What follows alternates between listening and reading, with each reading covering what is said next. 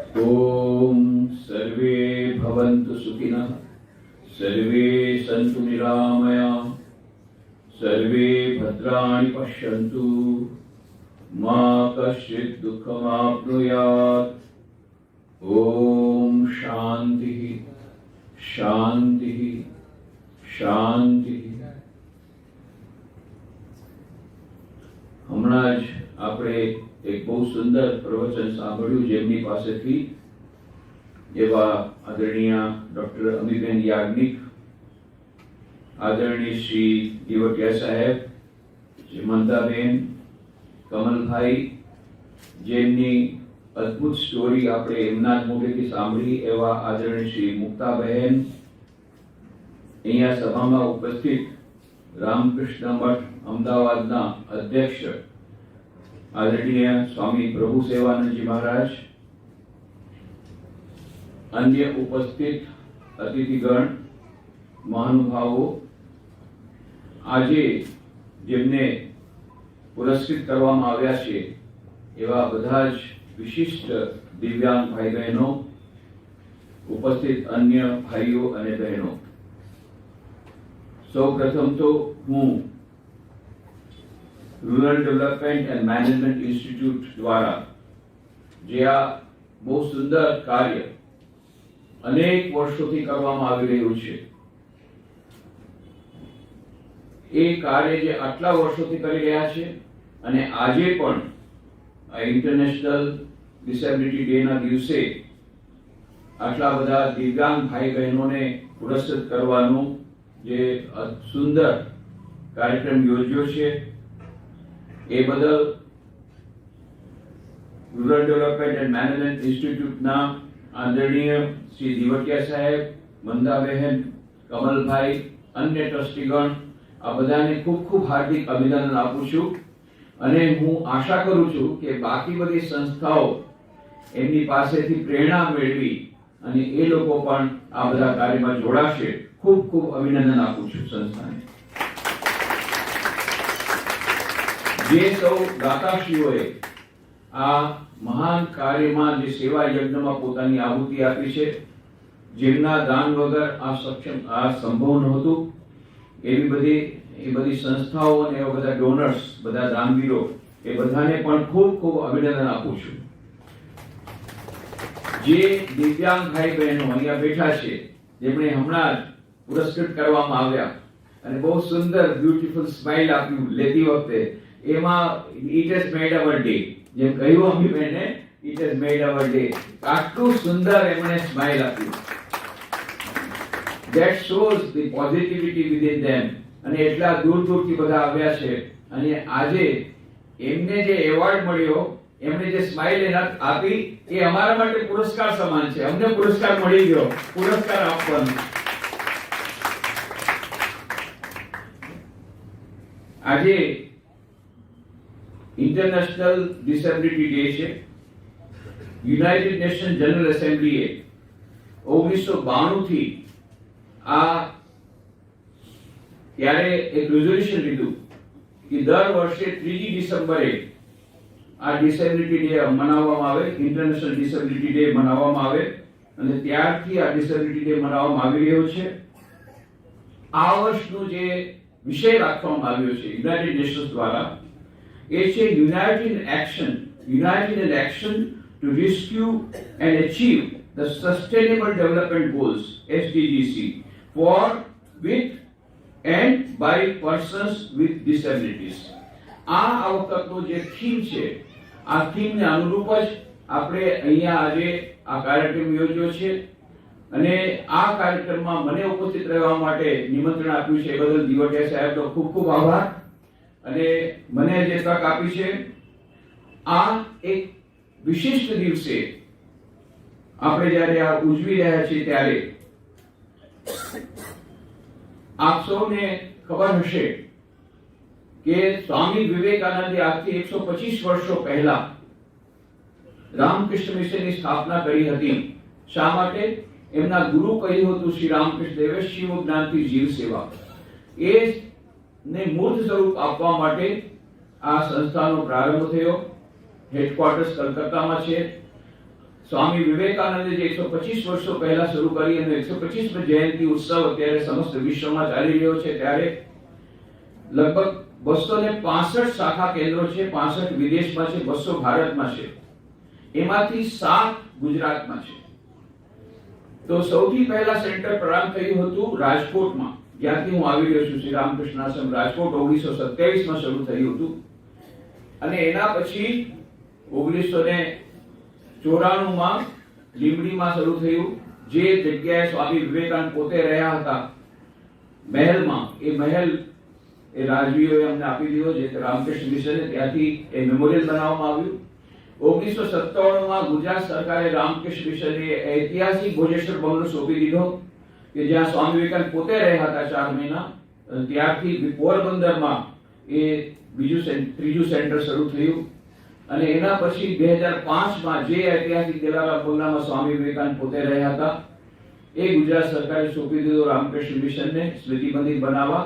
તો વડોદરામાં શરૂ થયું અને એના પછી 1922માં અમદાવાદમાં સેન્ટર શરૂ થયું છે. બહુ નજીક છે અહીંયાથી, વસ્ત્રાપુરમાં અલ્ફા મોલની સામે, કલ્યાણ પુષ્ટિ હવેલીની બાજુમાં કલ્યાણ ટાવર છે, ત્યાં સેકન્ડ ફ્લોરમાં ચાલે છે અત્યારે સેન્ટર. પણ સાથે સાથે સાણંદમાં લેખંબા નામના ગામે એક મોટું કોમ્પ્લેક્સ તૈયાર થયું છે. 7.5 એકર જમીન અમને મળી છે અને 75 કરોડ રૂપિયાનો પ્રોજેક્ટ હાથમાં લઈ ઘણી બધી સેવા પ્રવૃત્તિઓ શરૂ કરી દેવામાં આવી છે અને ઘણી બધી સેવા પ્રવૃત્તિ થવાની છે. ત્યારે જ્યારે પ્રભુ સેવાનંદજી મહારાજ અહીંયા ઉપસ્થિત છે, તો ત્યારે આ બધાને એમના વતી હું નિમંત્રણ આપું છું, જરૂરથી આપ રામકૃષ્ણ મઠ અમદાવાદમાં પધારો. દીવાટિયા સાહેબ અમદાવાદમાં સેન્ટર શરૂ નથી થયું ત્યારથી બહુ ઘણા વર્ષોથી આના માટે પ્રયત્નશીલ હતા અને હજી પણ છે અને હજી પણ એમનો સહકાર અમને મળતો રહ્યો છે. અમને પૂરી આશા છે કે એમના સહકારથી આ અમદાવાદ સેન્ટર બહુ જલ્દી દ્રુત ગતિથી આગળ વધશે. Ahmedabad is one of the fastest developing cities in the world. આખા વિશ્વમાં અમદાવાદ શહેર ફાસ્ટેસ્ટ ડેવલપિંગ સિટી છે અને અમારી એવી ઈચ્છા છે કે Ahmedabad centre of Ramakrishna mission will be the fastest developing centre of Ramakrishna mission. એના માટે આપ સૌનો સહકાર અમને મળશે એવી પૂરી આશા છે.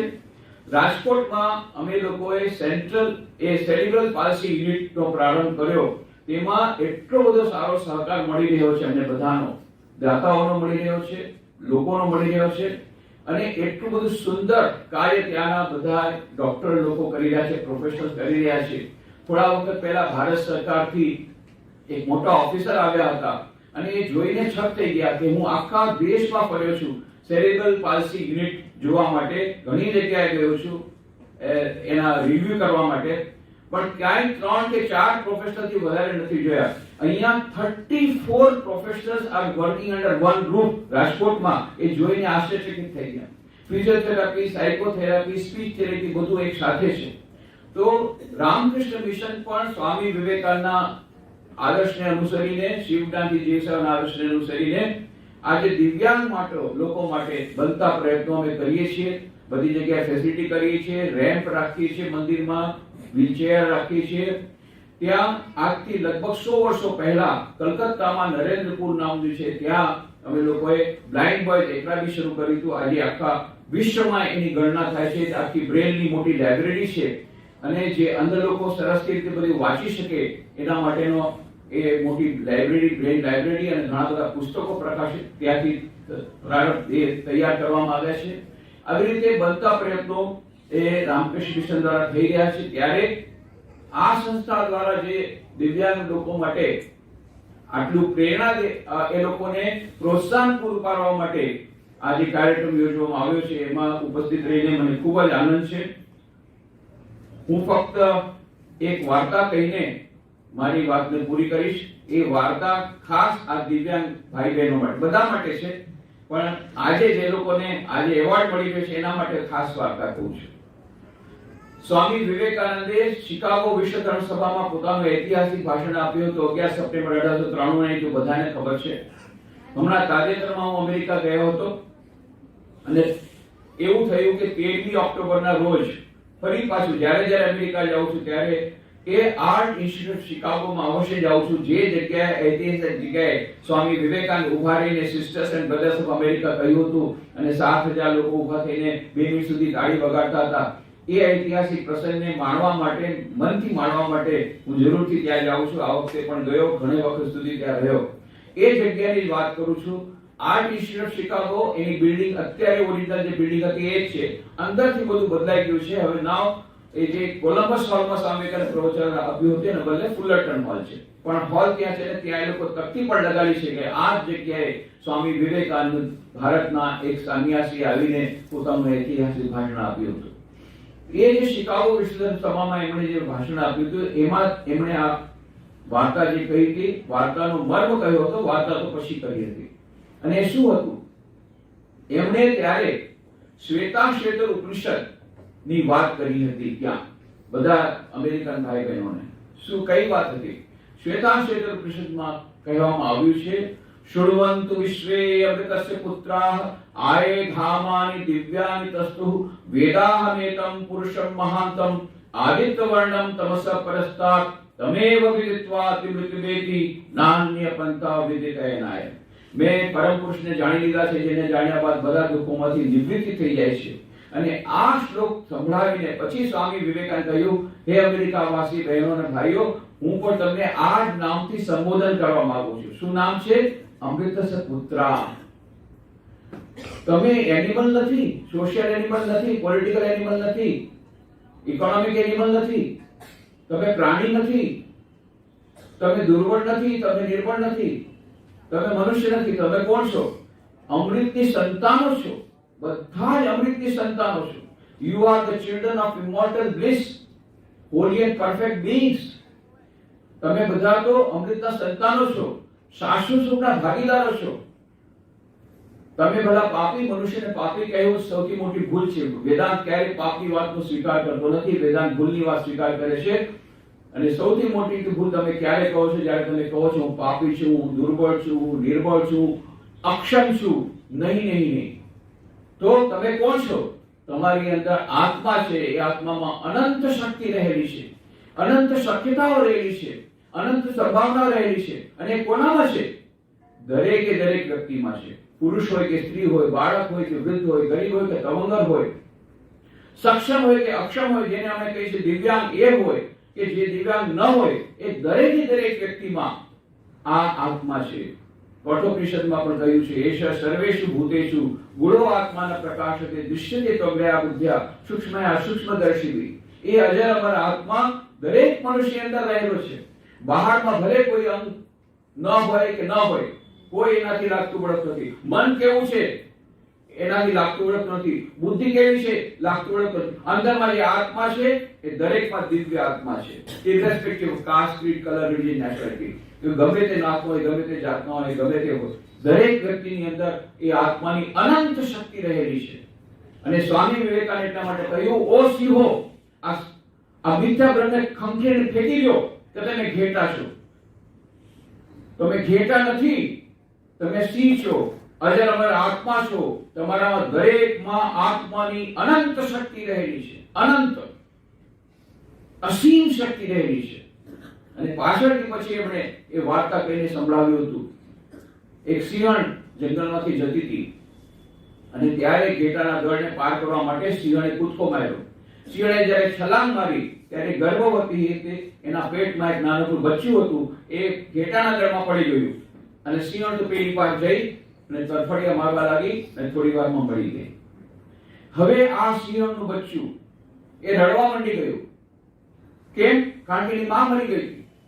એટલે ઘેટાની માને દયા આવી ગઈ અને ઘેટાની માએ આ સિંહણના બચ્ચાનું લાલન પાલન શરૂ કર્યું.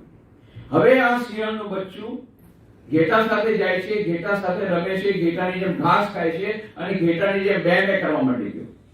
આવી રીતે મોટું થવા માંડ્યું. ઘણા વખત પછી એક મોટો સિંહ ત્યાં આવ્યો જંગલમાં અને એણે જોયું દૂર જંગલમાં રસ્તા પરથી કેટલા બધા ઘેટા જાય છે બે બે કરતા, અને છેલ્લે એક નાનકડો સિંહ જાય છે, એ પણ બે બે કરે છે.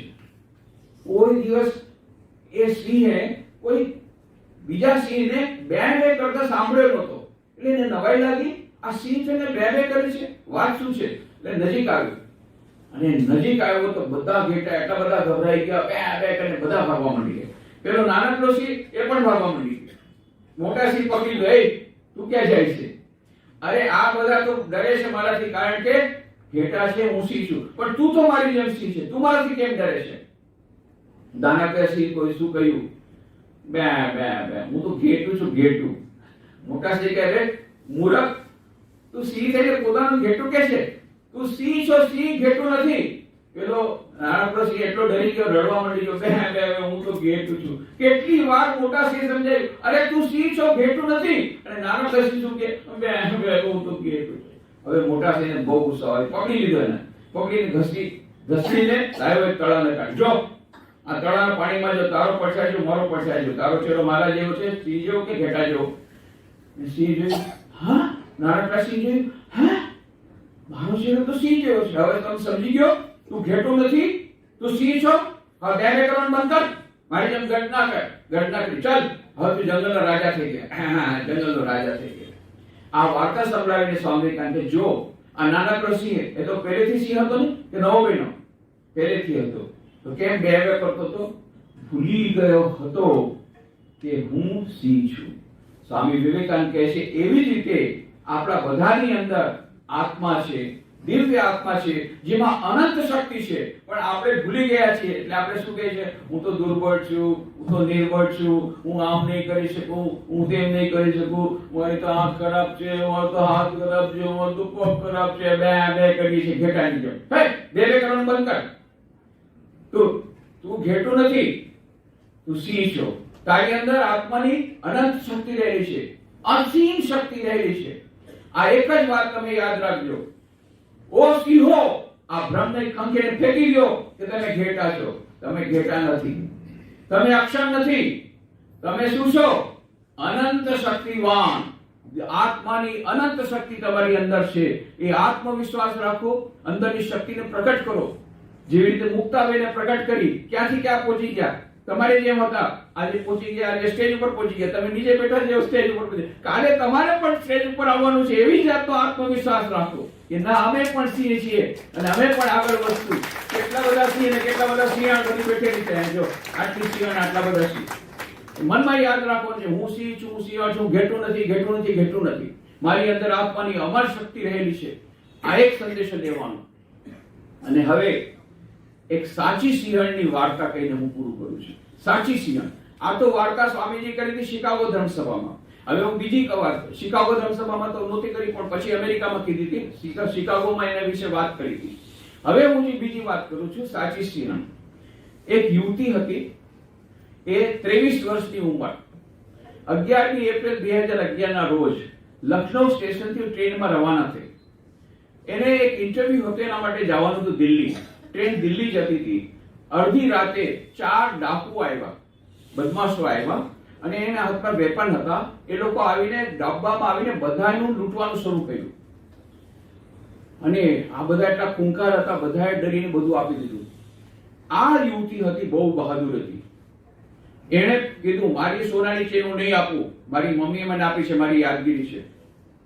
ત્યારે એ લોકો સાથે ઝઘડવા માંડી ગયા. આ લોકો 4 અને આ એકલી. બીજા કોઈની મદદ ના આવ્યા.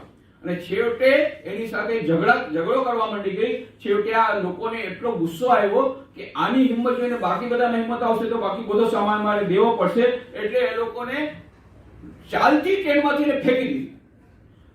ચાલતી ટ્રેનમાંથી ફેંકી તો સામેથી બીજી ટ્રેન આવતી હતી, એની સાથે અથડાઈ, પાછી અથડાઈ. એમ કરતી નીચે ગઈ અને એનો ડાબો પગ નીચે કપાઈ ગયો ટ્રેનમાં આવીને. અને આખી રાત રડતી રહી, ચીસો પાડતી રહી. કોઈ આવ્યું નહીં એની મદદમાં. બીજે દિવસે સવારે પછી કોઈને જોયું, ત્યાં સુધીમાં તો ચીસો પાડી પાડીને લોહી કેટલું નીકળી ગયું હતું અને એકદમ બેહોશ થઈ ગઈ હતી. એટલે બધાએ સમજ્યું કે મરી ગઈ છે. પછી એને કોથળામાં નાખી અને એક નજીકના સ્ટેશનના પ્લેટફોર્મ પર રાખ્યું. ત્યાં માલગાડીના ડબ્બામાં એને લઈ ગયા અને ત્યાં માલગાડીનો પાછળનો ગાર્ડના ડબ્બામાં લઈ ગયા. પછી ત્યાંથી લઈ ગયા બરેલી સ્ટેશન, પાછું પ્લેટફોર્મ પર મૂક્યું. અને બરેલી સ્ટેશનમાં જ્યારે હતું ત્યારે પોલીસ લોકો પાસે જ્યારે પાણી માંગ્યું ત્યારે લોકોને લાગ્યું ના ના, તો મરી નથી, હજી જીવતી છે. એટલે પછી એને બરેલી હોસ્પિટલમાં દાખલ કરી. બરેલી હોસ્પિટલમાં ડોક્ટર લોકો વાતો કરતા હતા, અરે આ છોકરી મરી જશે, કારણ કે આપણી પાસે એનેસ્થીસિયા નથી, એનેસ્થીસ પણ નથી, એનું ઓપરેશન કરવું પડે અને ગેંગ્રીન થવાનું શરૂ થઈ ગયું છે, પગ કપાઈ ગયો છે અને જો આપણે ઓપરેશન નહીં કરીએ તો હવે તો આ છોકરી મરશે, જીવતી નહીં રહે. આ છોકરીમાં ત્યારે પણ થોડો જીવ હતો, થોડી હોશ હતો. એણે કીધું ના ના ના ના, મારે જીવવું છે. ઠીક છે, તમારી પાસે એનેસ્થીસિયા નથી, વગર એનેસ્થીસિયા તમારું ઓપરેશન કરો. અને કેટલું બધું દુખશે, પગ આખું કાપવું પડશે, કાંઈ નહીં કે હું સહન કરીશ, પણ મારે જીવવું છે. અને છેવટે પછી એ લોકોએ 1.5 કલાક સુધી ઓપરેશન ચાલ્યું, બધું દુઃખ એને સહન કર્યું અને પછી ત્યાંથી એને ટ્રામા સેન્ટરમાં લઈ ગયા લખનઉ, ત્યાંથી પછી એમ્સમાં લઈ ગયા દિલ્હીમાં. અને ત્યારે પછી પોલિટિક્સ શરૂ થઈ. હવે પછી આ સેન્ટ્રલ ગવર્મેન્ટે કીધું યુપી ગવર્મેન્ટને, જો તમારે ત્યાં લો એન્ડ ઓર્ડર સિચ્યુએશન કેવી છે, આ જે યુવતી હતી એ તો વોલીબોલ નેશનલ વોલીબોલ ચેમ્પિયન હતી. આવી નેશનલ વોલીબોલ ચેમ્પિયનને પણ તમારે ત્યાં લો એન્ડ ઓર્ડર સિચ્યુએશન એટલી ખરાબ છે કે એને ફેંકી દેવામાં આવે છે અને આવી રીતે એનો પગ કપાઈ જાય છે. આટલું તમારે ખરાબ છે. ત્યારે યુપી ગવર્મેન્ટે કહ્યું અમારે ત્યાં લો ઓર્ડર બહુ સારો છે, આ છોકરી આત્મહત્યા કરવા જતી હતી એટલે પડી હતી એટલા માટે એનો પગ કપાયો છે. હવે આને એટલું દુઃખ લાગ્યું, મીડિયામાં આ જ વાત આવી ગઈ કે આ છોકરી છે એ આત્મહત્યા કરવા જતી હતી એટલા માટે, કોઈ ડાકુ આવ્યા નહોતા, લૂંટારા આવ્યા નહોતા. આ જે છોકરી છે એ જૂઠું બોલે છે, એ આત્મહત્યા કરવા જતી હતી, એનો પગ કપાઈ ગયો. એણે કેટલું કીધું ના ના ના વાત નથી, હું આત્મહત્યા કરવા નહોતી માંગતી, કોઈ માન્યું નહીં. ત્યારે એને હોસ્પિટલના બેડમાં, એમ્સના હોસ્પિટલના બેડમાં નિર્ણય કર્યો, ઠીક છે, મારો એક પગ કપાઈ ગયો છે પણ એક પગ બાકી છે, આ એક પગથી હું માઉન્ટ એવરેસ્ટ જઈશ અને વર્લ્ડ રેકોર્ડ કરીશ, ત્યાર પછી આ લોકો મારી વાત માનશે. આ એણે કહ્યું હતું. ત્યારે એ હતું 2011 નું વર્ષ અને 21મી મે 2013 ના રોજ માઉન્ટ એવરેસ્ટમાં જઈને ભારતનો ઝંડો ફરકાવીને વર્લ્ડ રેકોર્ડ કર્યો. First female amputee of the world to climb Mount Everest. એનું નામ તમે જાણો છો, અરુણિમા સિન્હા. અને એને પછી પદ્મશ્રી પણ મળ્યું, ઘણા બધા એવોર્ડ મળ્યા, ડોક્ટરેટ મળ્યું, ઘણું બધું થયું, ઘણા બધા એવોર્ડ મળ્યા છે. પણ સૌથી પહેલા હોસ્પિટલમાંથી ગઈ બચેન્દ્રી પાલ પાસે જમશેદપુરમાં, એને 2 વર્ષ ટ્રેનિંગ લીધી. એના પછી રામકૃષ્ણ મિશન વડોદરામાં આવી. માઉન્ટ એવરેસ્ટ જતા પહેલા મને મળી, મને કહે સ્વામીજી મને બહુ ડર લાગે છે, 2 પગવાળા પણ મરી જાય છે, હું તો 1 પગવાળી છું, તમારે મને સ્પેશિયલ આશીર્વાદ દેવા પડશે. મેં કહ્યું ભાઈ રોંગ નંબર ડાયલ મત કરો. मैं हिंदी में बोलो रॉन्ग नंबर डायल मत करो, तुमको यदि आशीर्वाद चाहिए मेरे पास नहीं मिलेगा, मेरे पास शुभकामना मिलेगी.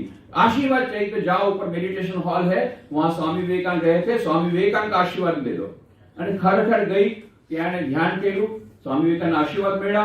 પછી મારી પાસે આવીને એટલી ખુશ હતી, स्वामी मुझे आशीर्वाद मिल गया, स्वामी विवेकानंद ने आशीर्वाद दे दिया, मेरा मन अभी हल्का हो गया, मुझे बहुत हिम्मत आ गई है. પછી मैंने स्वामी विवेकानंद फोटो आया तो मैं जो ગમે ત્યારે તારે કોઈ મુશ્કેલ હોય, આ રામકૃષ્ણ શારદા દેવી સ્વામી વિવેકાનંદ ફોટો છે, તારે બસ એની પ્રાર્થના કરવાની. સ્વામી વિવેકાનંદ પુસ્તક આપ્યું, શક્તિદાયી વિચાર, થોટ્સ ઓફ પાવર, હિન્દીમાં શક્તિદાયી વિચાર પુસ્તક આપ્યું કે વચમાં પુસ્તક વાંચવાનું અને તું જા, ભગવાન તારી સાથે છે. અને ફરે અને બધી પછી પાછી જ્યારે એને વચમાં એવું થઈ ગયું કે મરવાની છે, બસ એ પ્રાર્થના કરતી અને આવી રીતે પહોંચી ગઈ. પૂછવામાં કે આ પછી ઓક્સિજન સિલિન્ડર ખતમ થઈ ગયું, ઓક્સિજન વગર કોઈ નહીં જશે ગયે, પણ એને એક માને જાણે કે ચમત્કાર રીતે એ ઓક્સિજન સિલિન્ડર મળી ગયું માઉન્ટ એવરેસ્ટમાં અને આવી રીતે બચી ગઈ અને એને વર્લ્ડ રેકોર્ડ પાસ કર્યો. અને મેં એને કીધું તું વર્લ્ડ રેકોર્ડ કરીશ તો તને હું ડોક્ટર કલામના હાથેથી તારું એવોર્ડ દેવડાવીશ. અને એ પાર કરીને આવી. પછી અમે લોકો 9મી ઓગસ્ટ 2013 ના રોજ ઇન્ટરનેશનલ યુથ કોન્ફરન્સ હતી વડોદરામાં, એ મેં અમને સન્માન કર્યું. અરુણિમા સિન્હા અહીંયા પણ આવી હતી અમદાવાદમાં એક બીજા કાર્યક્રમમાં. દિવાટિયા સાહેબ પાસે લઈ આવ્યો તો દિવાટિયા સાહેબ સાથે ખૂબ વાતો થઈ, દિવાટિયા સાહેબે પણ એમને ખૂબ અભિનંદન આપ્યા. આ એક સિંહણ, એને યાદ કરો, એક પગ કપાઈ ગયો તો પણ એને પોઝિટિવ થિંક રાખ્યું, ભલે મારો એક પગ કપાઈ ગયો છે પણ એક પગ બાકી છે, એનાથી વર્લ્ડ રેકોર્ડ કરીશ. This is positive thinking. આ પોઝિટિવ થિંકિંગ રાખવાનું છે, હકારાત્મક વલણ રાખવાનું છે બધાએ. અને આ એક મોટું ઉદાહરણ છે, મુક્તાબેન જેવા, અરુણિમા સિન્હા જેવા ઉદાહરણ આપણી પાસે છે. એમની પાસેથી આપણે પ્રેરણા મેળવી અને આપણે આપણી જે અક્ષમતાના વિશે વિચાર નથી કરવાનો, અંદરમાં આત્માની અનંત શક્તિ રહેલી છે એને જાગૃત કરવાની છે. ધ્યાન દ્વારા, પ્રાર્થના દ્વારા, સત્સંગ દ્વારા, સદગ્રંથોના અધ્યયન દ્વારા, વિશ્વાસ સેવા દ્વારા આપણે આગળ વધવાનું છે. અને સ્વામી વિવેકાનંદનું એક વાક્ય યાદ રાખવાનું છે, ઉઠો, જાગો અને લક્ષ્ય પ્રાપ્તિ સુધી મંડ્યા રહો. એ હું ઈશ્વરના ચરણોમાં પ્રાર્થના કરું છું. આ ખાસ કરીને દિવ્યાંગ ભાઈ બહેનો જે બેઠા છે, જેમનું આજે સન્માન કરવામાં આવ્યું છે, એમના માટે ખાસ ઈશ્વરના ચરણોમાં પ્રાર્થના કરું છું. તેઓ પણ આગળ વધે, એ લોકો પોતાના જીવનમાં આગળ વધે, એમના પર ઈશ્વરના આશીર્વાદ વરસે. જે લોકો આ એવોર્ડ લેવા માટે આ મહાન સેવા યજ્ઞમાં નિમિત્ત બન્યા છે, એમના પર પણ ઈશ્વરના આશીર્વાદ વરસે અને આપણે બધા સાથે મળીને આ બધી સમસ્યાઓનો સામનો બહાદુરીપૂર્વક કરીએ અને એક નવા વિશ્વ તરફ આગળ વધીએ કે યુનાઇટેડ નેશન જનરલ એસેમ્બલીમાં પછી ઇન્ટરનેશનલ આવા ડિસેબિલિટી ડે મનાવવાનો અવસર જ ન રહે એવી જાતની સિચ્યુએશન આપણે ઊભી કરીએ. એના માટે ઈશ્વર આપણને શક્તિ આપે એવી એમના ચરણોમાં પ્રાર્થના કરીને આપ સૌની અંદર એની દિવ્ય ચેતનાને વિરાજમાન છે એને પ્રણામ કરી મારી વાણીને વિરામ આપું છું. હરિઓમ તત્સત.